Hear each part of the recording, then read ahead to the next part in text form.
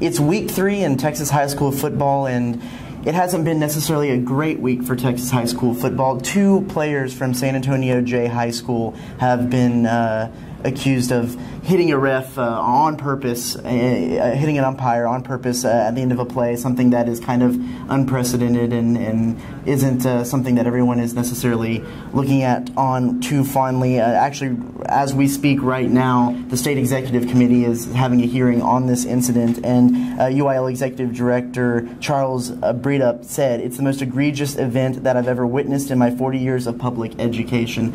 You've seen the video, I've seen the video. What are you taking from this event and the way it's being handled and going down? It seems to be pretty cut and dry what happened. I mean, you can see one player converged on the ref, hit him, and then when the ref goes down, the other player almost flies in there even harder than the first player. It was one player going into a ref would have been bad enough. The fact that it was 2 made it even worse. I think it's pretty clear that these players aren't going to play for the rest of the season. I think it's just a matter of whether the UIL decides to punish a coach. An assistant coach is placed on leave. We're not really quite sure whether he's going to be taking any blame. So I think the UIL was pretty critical of the coaching staff for maybe harboring an environment that would cause something like this. It was at the end of a game. It was a frustrating game for Jay. They had some players kicked out. So it was just an overall bad situation. I think the key here is, what kind of precedent are they going to set for something like this?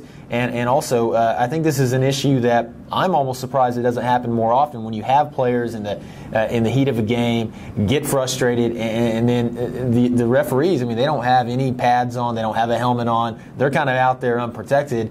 And I feel like these J players made the mistake of using the advantage they had with helmet and pads going up against the referee who did not. Right. The points that have come out of the State Executive Committee so far are that the coaches have a high responsibility and high blame in what happened here for creating a culture that this could possibly happen.